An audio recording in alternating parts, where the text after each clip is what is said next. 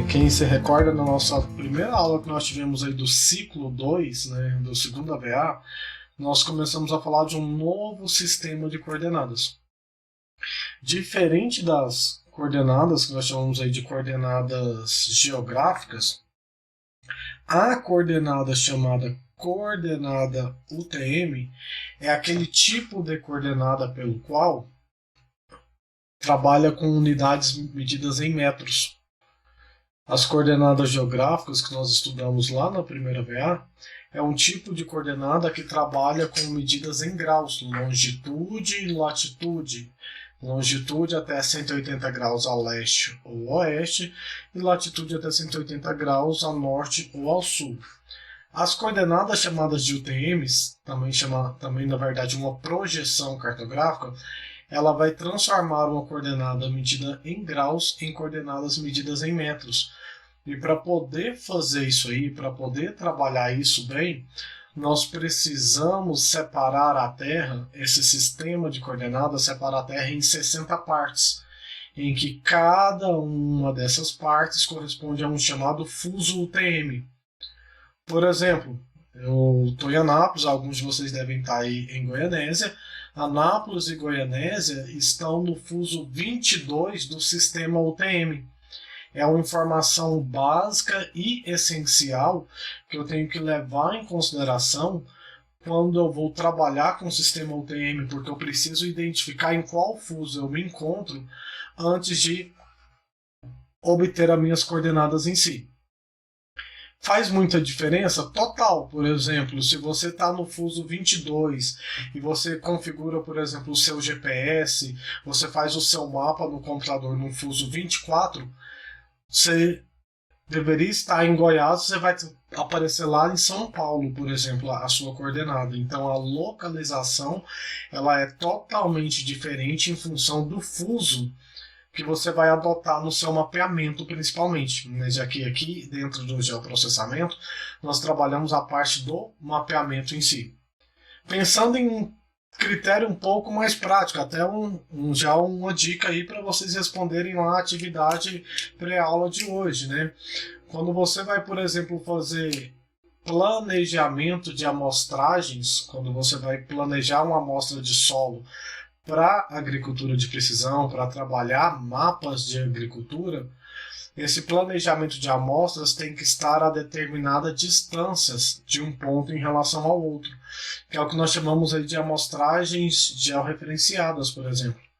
Para você definir a distância de um ponto para outro, é muito mais fácil você trabalhar com coordenadas que já são em metros do que você transformar uma coordenada em graus para metros. Quem se recorda, por exemplo, no finalzinho da primeira VA, a gente aprendeu a calcular a distância das coordenadas geográficas. E lá naquele cálculo de distância, a gente usava seno, cosseno, latitude, longitude. Ou seja, era uma forma, teoricamente, bem mais complexa do que trabalhar diretamente com a unidade de medidas em metros.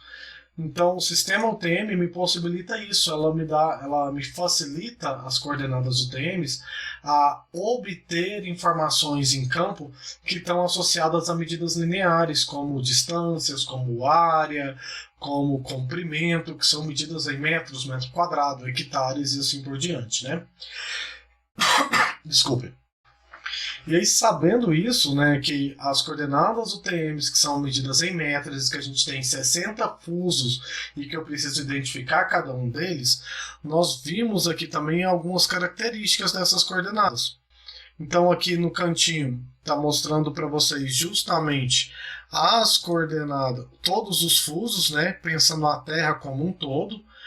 Lembrando que o sistema UTM, por ser uma projeção, ele é limitado até a latitude de 80 graus sul e 84 graus norte, porque abaixo de 80 graus sul ocorrem deformações que não representariam bem a superfície, então eu não poderia utilizar esse sistema UTM, e acima de 84 graus de latitude norte também ocorreriam deformações. Em termos de Brasil, nós não temos esse problema em termos de Brasil. Em qualquer lugar no Brasil, nós podemos utilizar as coordenadas UTMs, porque não ocorrem deformações aí que poderiam ser significativas, que poderiam interferir no resultado do seu mapa, poderia interferir na interpretação do seu mapa, que poderia interferir nos resultados em si do seu estudo. Então eu posso usar coordenadas UTMs no Brasil de norte a sul, porque o Brasil ele está dentro de uma faixa de latitude em que é aceitável as coordenadas UTMs sem grandes preocupações de deformações aí. Quais são os fusos UTMs que estão dentro do Brasil, né? O Brasil tem do fuso 18 até o fuso 25. Então nós temos aí, né, 3, 5, 6, 7, 8 fusos, né? UTMs que fazem parte, né, que dividem o território brasileiro. Olha Goiás aqui, ó, onde nós estamos. A maior parte de Goiás está localizado no fuso 22, mas tem um pedaço do estado que está dentro do fuso 23. Distrito Federal, por exemplo, está entre o fuso 22 e o fuso 23. Eu preciso identificar isso quando eu vou utilizar as minhas coordenadas UTMs aí, né? Qual que é a melhor forma que eu tenho para identificar qual fuso UTM quando eu não conheço o meu local? Então eu estou lá no campo, preciso, por exemplo, fazer uma amostras de solo para fazer mapas para agricultura de precisão e eu não conheço, eu não sei se, por exemplo, Ceres, por exemplo, Jaraguá, Artulândia, está no fuso 22, está no fuso 23.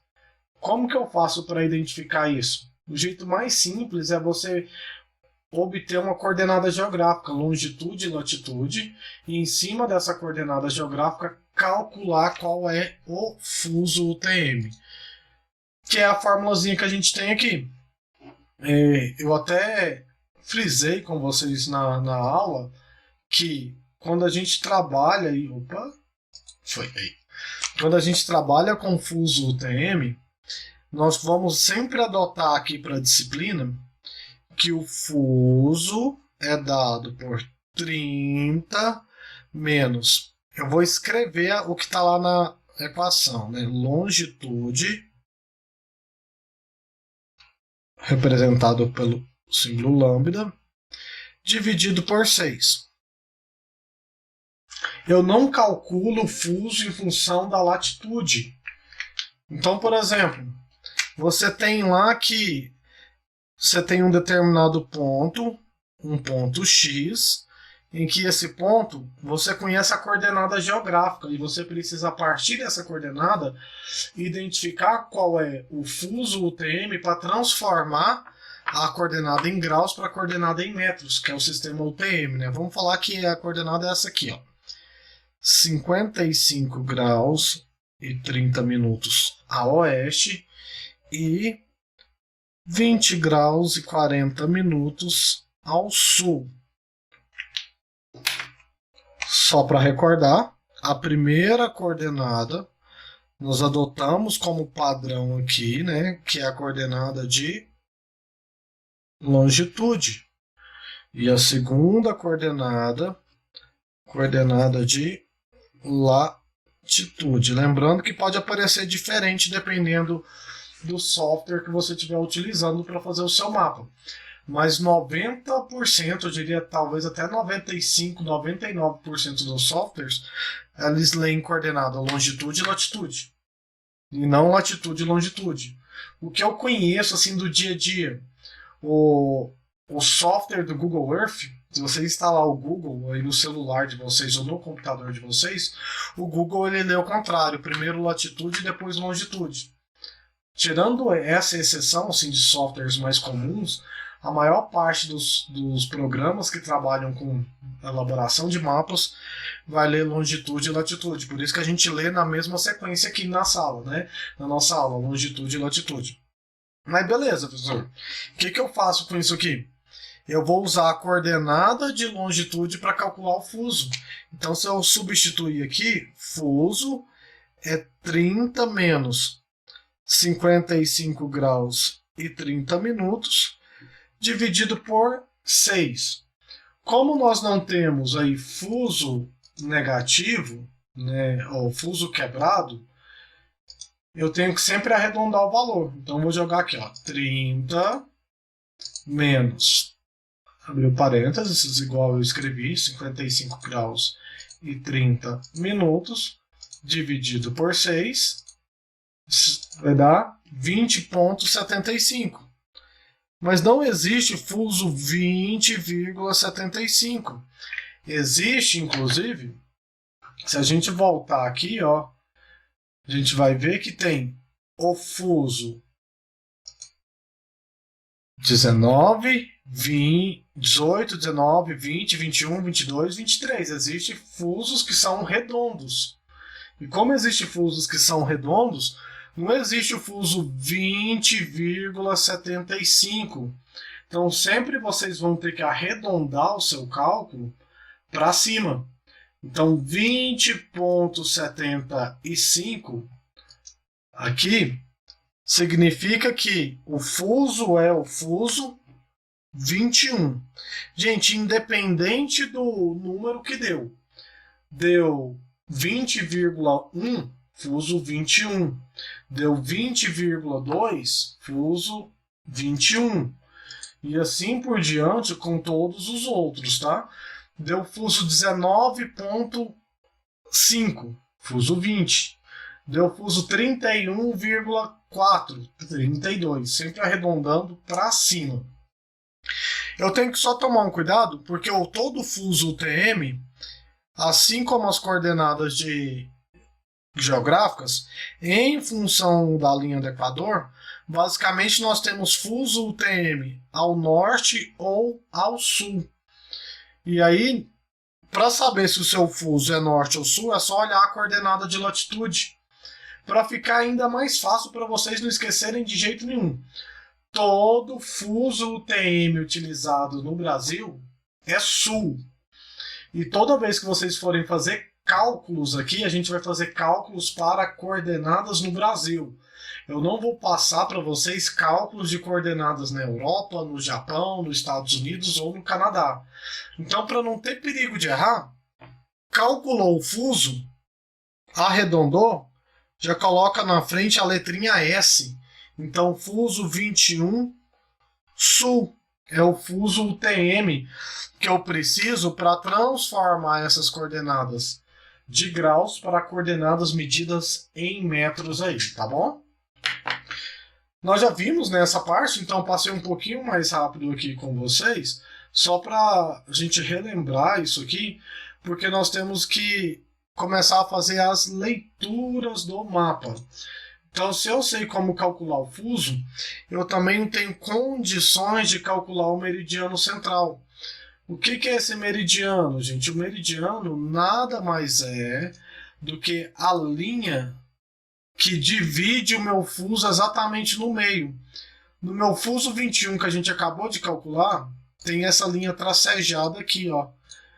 Essa linha representa o meu meridiano central, que está referenciado ao meridiano lá de Greenwich, que a gente viu lá nas coordenadas geográficas. Entretanto, qual que é a posição desse meridiano central? É só aplicar a fórmula. Então, o meridiano central é menos 183 mais 6 vezes 21 vai me dar o valor do meridiano. Vou fazer aqui direto. Menos 183 mais 6 vezes 21 vai dar um meridiano de menos 57 graus. Negativo, porque o Brasil, lembra lá nas coordenadas geográficas?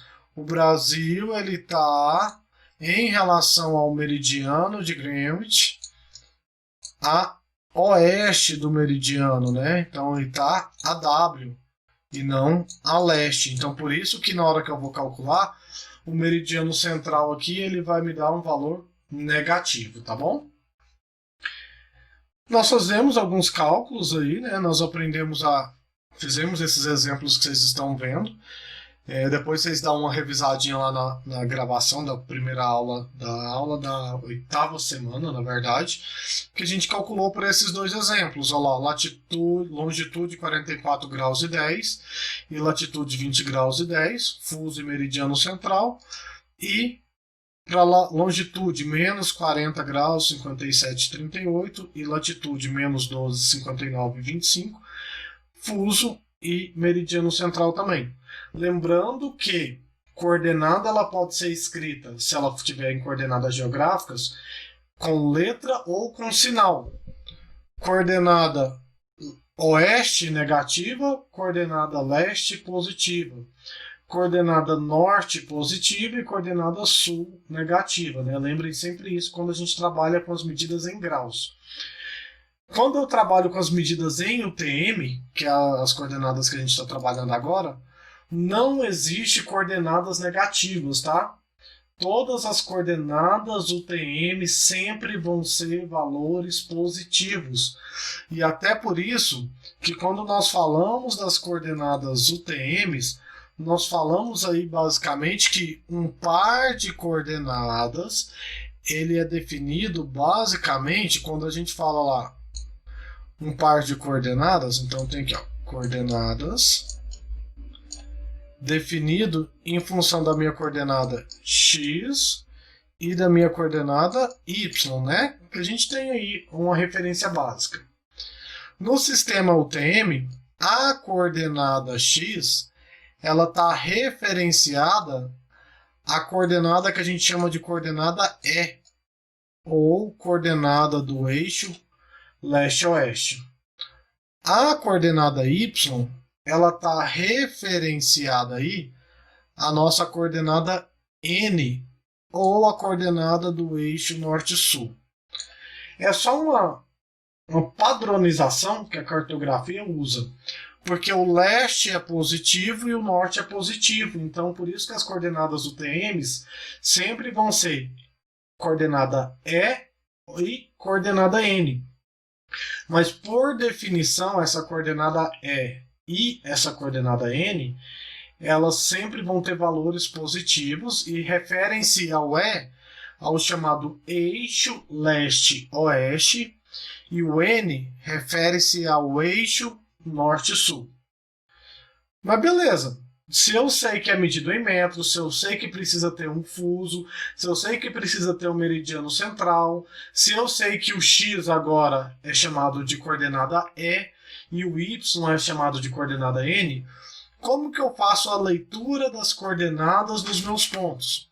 Então, no mapa que vocês estão vendo aí, eu tenho um ponto A, tenho um ponto B e tenho um ponto de nascente.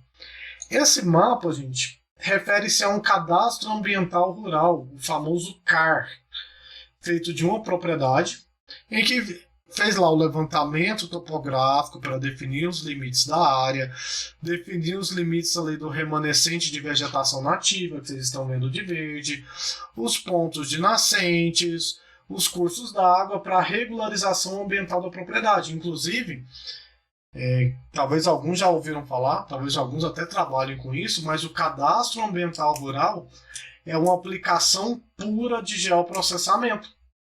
Para você fazer CAR hoje em dia, você precisa saber de geoprocessamento, porque você precisa inserir lá no sistema que o governo pede os arquivos vetoriais do polígono da área, os arquivos vetoriais da parte de vegetação. E nós estudamos aqui, por exemplo, que arquivo vetorial são arquivos de pontos, linhas e polígonos que têm coordenadas. As imagens são arquivos por pixels que também têm coordenadas aí, né? Enfim, o cadastro ambiental rural é uma aplicação pura do geoprocessamento, né?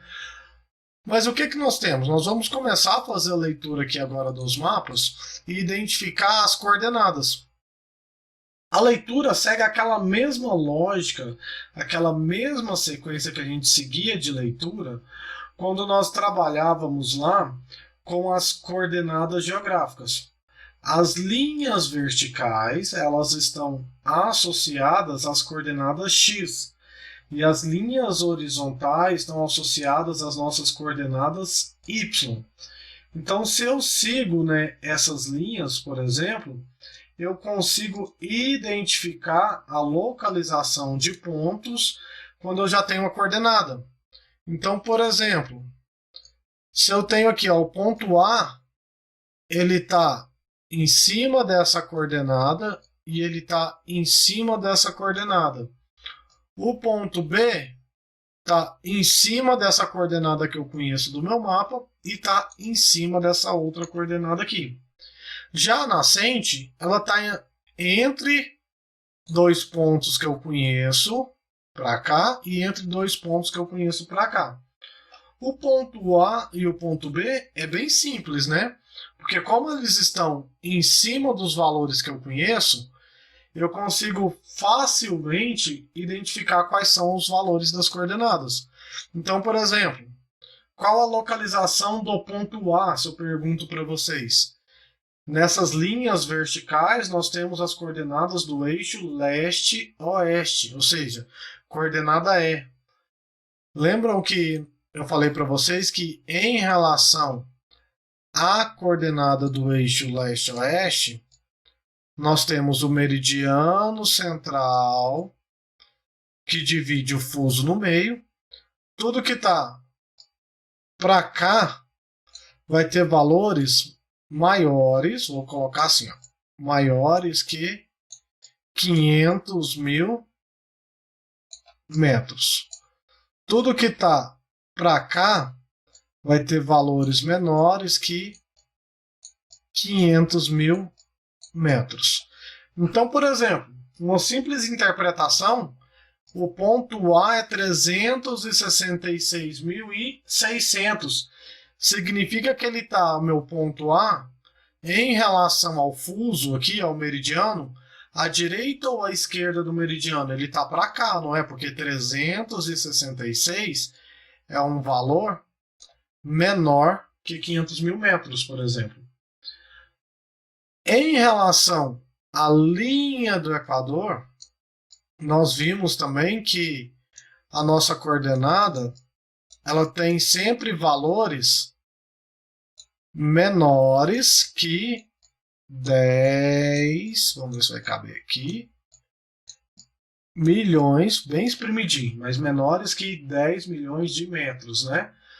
Então, se eu olhar aqui o valor que está me dando aqui no mapa, o valor que eu tenho é 8.209.600. É um valor que está abaixo da linha do Equador aí também, né? Mas, enfim, quando você tem um mapa, tem valores que são fáceis de você identificar. Igual no ponto A, eu consigo facilmente aqui identificar nesse ponto qual é o valor da minha coordenada. Então, lendo o mapa, 366.600 do eixo leste-oeste e 8.209.600 do eixo norte-sul. Então, por isso que eu tô vendo que vocês não param de rir, né? Tá além rindo do Luthier aí, mas não é possível.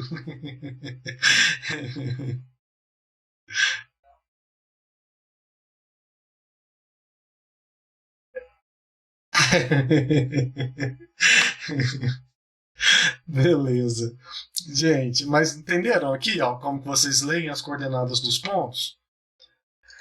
Ó, o ponto B, a mesma forma, ó. Ponto B, 366 e 300 do eixo leste-oeste, 8.208.800 metros do eixo norte-sul. Mas e a nascente? Na nascente, eu não tenho esses valores, então eu tenho que começar a fazer a interpretação do mapa. E aí eu tenho que fazer aquela mesma lógica, praticamente, que a gente adotava lá na coordenada geográfica. Ou seja, identificar quais os pontos que estão entre as coordenadas, né, que eu estou avaliando, e ter algumas informações básicas aí. Para facilitar, quando eu trabalho com o sistema UTM, eu preciso, inclusive, antes de interpretar o mapa, conhecer qual é a escala do mapa.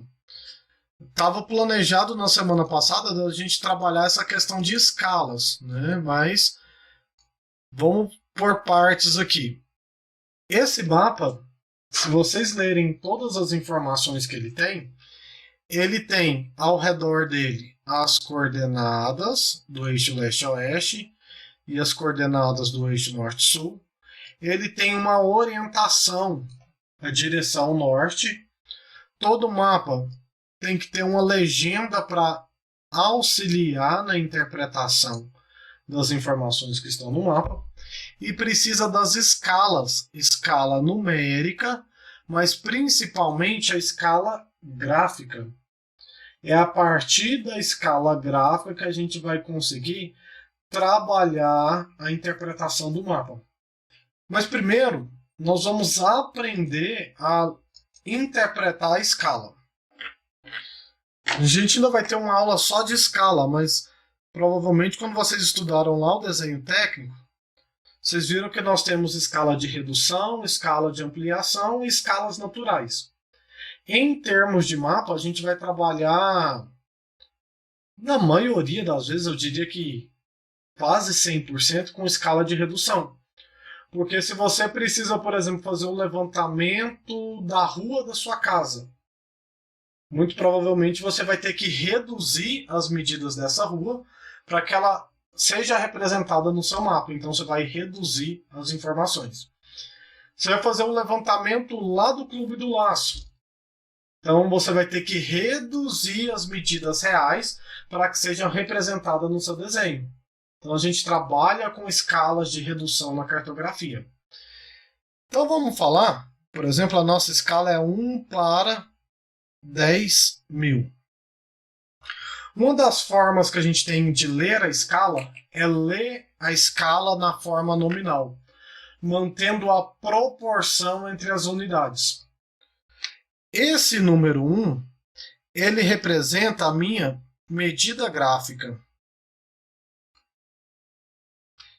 E o que vem depois da proporção representa aqui, ou diferente, a minha medida real.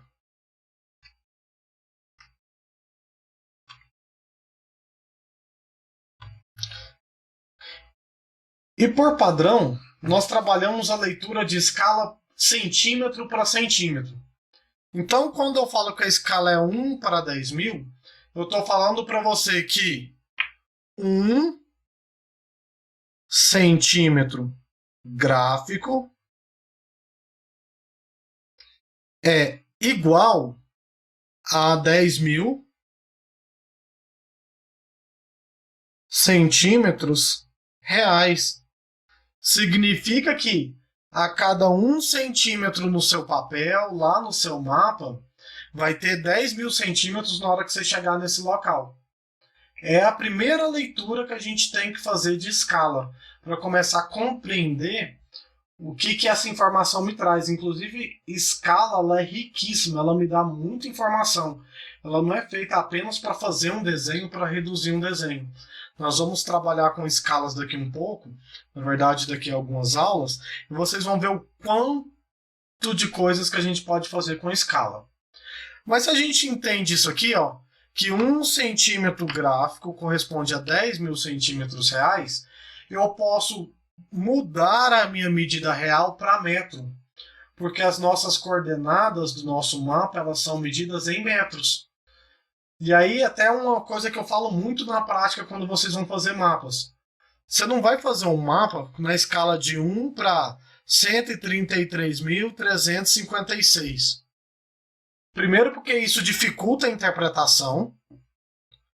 Segundo, porque isso não é usual. Você trabalha normalmente com escalas aí, múltiplos de 5, múltiplos de 10, porque você trabalha com números redondos na escala. Não está errado não você usar isso aqui. Só que se você entregar um mapa dessa forma para qualquer pessoa, ela vai querer esganar vocês, porque realmente fica totalmente difícil a interpretação dos resultados quando você tem uma escala muito quebrada. Por que que normalmente quando você pega um mapa, é sempre redondinho, 1 para 10 mil, 1 para 15 mil, 1 para 12 mil, 1 para 20 mil, para facilitar a sua conta. Como que a gente transforma de centímetro para metro? Não é só dividir por 100? Então, quando eu pego a minha medida real e divido por 100, é só cortar 2 zeros quando você está com o número inteiro, né? Ou você volta 2 casas decimais. Mas o número inteiro, o que é que você tem? Que 1 centímetro vai corresponder a 100 metros. Então você já tem a proporção que você precisa para fazer a interpretação do seu mapa. Todo mundo entendeu aqui? Tá bem claro, né? Eu só transformei a medida real para metro. Tranquilo. Vamos voltar lá no mapa? Quando eu volto no mapa... Opa, só um minutinho. Aí. Quando eu volto aqui no mapa, eu preciso da informação da escala. E nesse primeiro exemplo nosso aqui hoje, eu dei a escala para vocês. E na semana que vem a gente vai ter que calcular a escala. Então aqui, ó, quando eu leio as informações do mapa, normalmente a escala do mapa ela é apresentada logo abaixo do mapa ou lateralmente a ele. Se vocês verem qualquer mapa, inclusive que a escala tá para cima do mapa, é um erro, tá? É um erro cartográfico, inclusive, não pode, é regra. A escala tem que estar abaixo ou lateralmente ao mapa. Da mesma forma que o norte tem que estar para cima do seu mapa aí. São regrinhas que a gente vai começar a habituar aí. Mas beleza, eu tenho que a escala é 1 para 10 mil. Nós acabamos de fazer a leitura da escala que 1 centímetro equivale a 100 metros, né? Mas só com isso não é o suficiente para que eu consiga encontrar a localização da minha nascente. Para que eu consiga encontrar a localização da minha nascente, eu preciso passar algumas informações para vocês interpretarem o mapa. Então vamos ver aqui. Olá. Sabendo que no mapa a nascente se encontra distante do par de coordenadas 366.600 e 8.209.600, 1,2 e 0,7 centímetros, qual é a localização da nascente?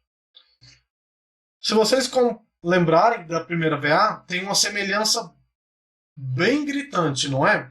Vocês precisam ter uma coordenada para avaliar.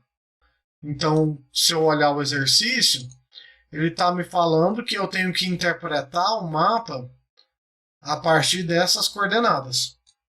E eu tenho as distâncias que a nascente se encontra dessas coordenadas. Deixa eu só conferir para vocês aqui se tem essa mapa um pouquinho maior. Não, acho que não tem, porque já está até a resposta aqui, ó. Vamos ver até se a gente vai acertar a resposta. Ó, 366.600, então, dessa coordenada para a nascente, está 1,2. E 8.209.600 está aqui no mapa. 8.209.600 dessa coordenada para a nascente está 0,7. Gente, o melhor jeito, na verdade, que vocês têm para fazer isso é sempre redesenhando o mapa. Qual foi a coordenada que eu dei para vocês? 366.600, não é? Então, vou pegar e vou fazer isso aqui, ó. Vou jogar aqui a coordenada dada, ó, 366.600 metros. E tenho aqui a minha nascente. Vou colocar só o Nzinho aqui. do 366 e 600 para nascente, qual é a próxima coordenada que tem no meu mapa? Eu tenho que ir lá conferir, igual a gente fazia, né? Conferindo, a próxima coordenada que tem, ó, 366 e 600 está aqui, a outra 366 e 300, ó. Eu tinha até circulado errado para vocês anteriormente, ó. 600 e 300. Significa que lá no nosso desenho, vamos até inverter aqui, ó. Na verdade, 366 e 600 no mapa tá daqui, e o 366 e 300 tá daqui. Metros do eixo leste-oeste, metros do eixo leste-oeste. Só que meu ponto da nascente, ele também está entre duas coordenadas do eixo norte-sul. E na hora que eu olho lá no mapa, entre essas duas coordenadas, o que que eu tenho? Tá me falando, deixa eu apagar aqui para não ficar muito bagunçado, que do eixo norte-sul está distante da coordenada 8.209.600. Vou ler o mapa. E aí, lendo o mapa, eu tenho aqui, ó, 8.209.600 e 8.209.200. Então, tá entre o 600 e tá entre o 200. Vamos pôr isso lá no nosso desenho. Então, 8.209.600 metros do eixo norte-sul e 8.209.200 metros do eixo norte-sul. Se eu redesenho só o ponto que eu quero interpretar, fica mais fácil, porque o exercício está falando o seguinte, que da coordenada de 306.600 eu tenho uma distância. E da coordenada 8.209.600 eu tenho uma outra distância. Olhando no slide, ele está me falando, ó, um ponto, a gente sempre lê na sequência, tá, gente? Então, 1.2 de 366.600 e 0.7 de 8.209.600. Então, vamos fazer essa informação aqui, trazer ela aqui para o nosso desenho. Então, daqui para cá, 1.2. E daqui para cá, em verde, 0.9 ou 0.7? Eu sou péssimo de cabeça, gente. Deixa eu conferir aqui. 0.7.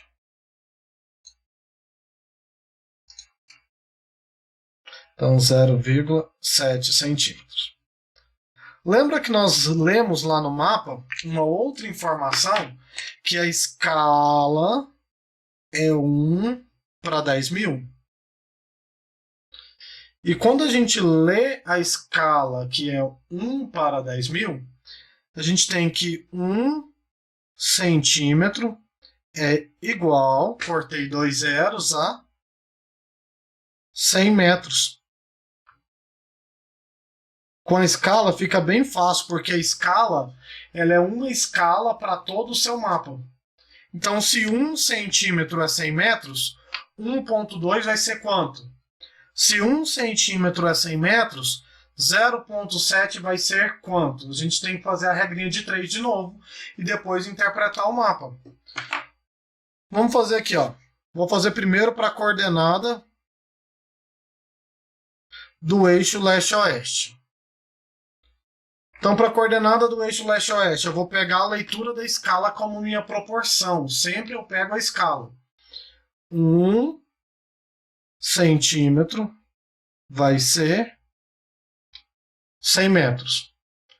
Qual é a distância da nascente para a coordenada que a gente está interpretando? Não é 1,2 centímetros?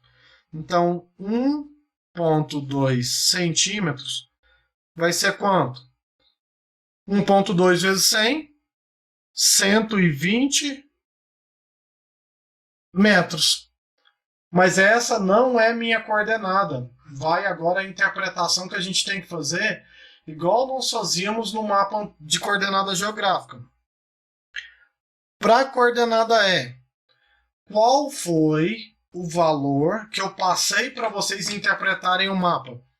Não é 366.600? Em função desse valor, o próximo ponto que eu tenho entre ele e a sua nascente está aumentando ou está diminuindo? De 366.600 para 366.300 não diminui? Então, toda vez que diminuir, você vai pegar o valor dado menos o valor que você encontrou aqui na regrinha de 3. Então, menos 120. Se fosse ao contrário, se eu tivesse falado para vocês, não, gente, está distante da coordenada 366 e 300, 1,2. A única coisa que mudaria é da onde você está interpretando.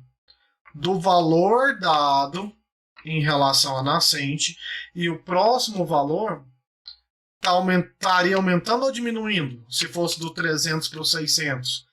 Se estivesse aumentando, eu teria que pegar o valor dado mais a regra de 3. Então tomem esse cuidado, porque sempre vocês vão ter que interpretar a partir do valor que vai ser dado para vocês aí, tá bom? Resolvendo, vamos pôr aqui no cantinho, né? 366.600 vai me dar 366.480 metros do eixo leste-oeste. Sempre tem que representar a letrinha, tá? Na coordenada UTM. Só que eu não terminei. Eu encontrei aqui só o valor da minha coordenada do eixo leste-oeste. Agora eu preciso encontrar o valor da minha coordenada do eixo norte-sul. Tenho que fazer o mesmo processo, só que agora levando em consideração os valores que foram dados para a coordenada do eixo norte-sul. Estão copiando, né? Terminei.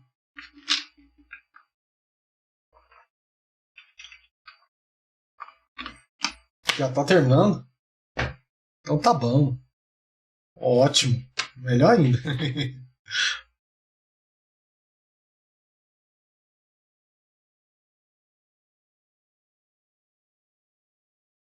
Por quê?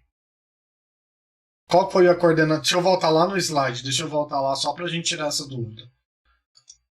Olha o valor que eu dei para você, ó. 8.209.600, não é? Esse é o valor que você tem que levar em consideração.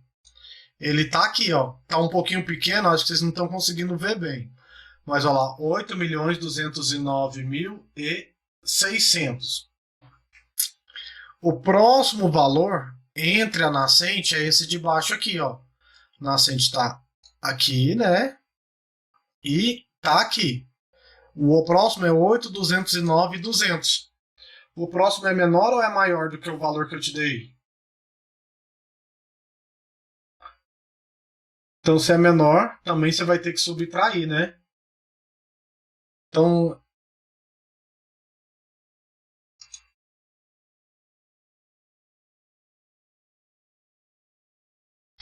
isso mesmo. Vamos fazer aqui? Deixa eu só fazer aqui com vocês rapidinho, só para a gente fechar. É bem simples. É mais interpretação do que cálculo, né? Porque assim, o cálculo não é grande cálculo assim, mas a interpretação do mapa faz total diferença. Ó, então vamos pegar aqui ó, a coordenada n. Em relação à coordenada n, a escala, gente, ela é sempre uma só para todo o meu mapa. Tanto faz, na horizontal ou na vertical a escala é uma só. Então, 1 centímetro ele vai ser 100 metros. Qual que é a distância? 0,7. 0,7 centímetros vai dar um valor y, que eu vou chamar aqui de y 70 metros. Do valor que eu dei para vocês, 8.209.600, para o próximo valor, 8.209.200, está diminuindo. Então, minha coordenada n vai ser 8.209.600 menos 70, 8.209.530 metros do eixo norte-sul, né? Como que eu escrevo a coordenada? Da mesma forma da parte da coordenada geográfica, tá? Na hora que você vai escrever uma coordenada UTM, você vai escrever coordenada E, vírgula, coordenada N, ou ponto e vírgula, se você preferir. Mas na mesma sequência que a gente escrevia, longitude e latitude, eixo leste-oeste, eixo norte-sul. Vou apagar só um pedacinho aqui em cima, só para a gente escrever aqui então. Então eu tenho que a nascente, ela está localizada a coordenada de 366.480 metros do eixo leste-oeste, vírgula ou ponto e vírgula, e 8.209.530 metros do eixo norte-sul. O que está faltando para representar essa coordenada? O fuso. Tá em qual fuso, por exemplo? Esse mapa, eu não passei essa informação para você, mas eu sei que é fuso 22. Foi até um levantamento um mapa que eu mesmo fiz, esse que eu estou apresentando para vocês. Então tá aqui dentro do estado de Goiás, na região de Bela Vista. Então tá no fuso 22. Eu sei que tá no 22. Mas vocês, por exemplo, se vocês não conhecessem o local, vocês precisariam de uma coordenada geográfica lá do mapa para calcular qual é o fuso. Porque essa coordenada que está escrita aqui, ela se repete no fuso 1, no fuso 2, no fuso 3.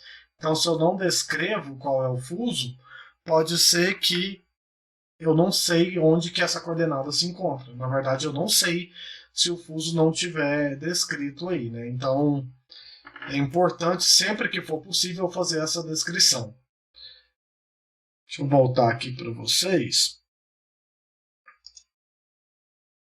Olha lá, nós calculamos, né, as coordenadas UTMs.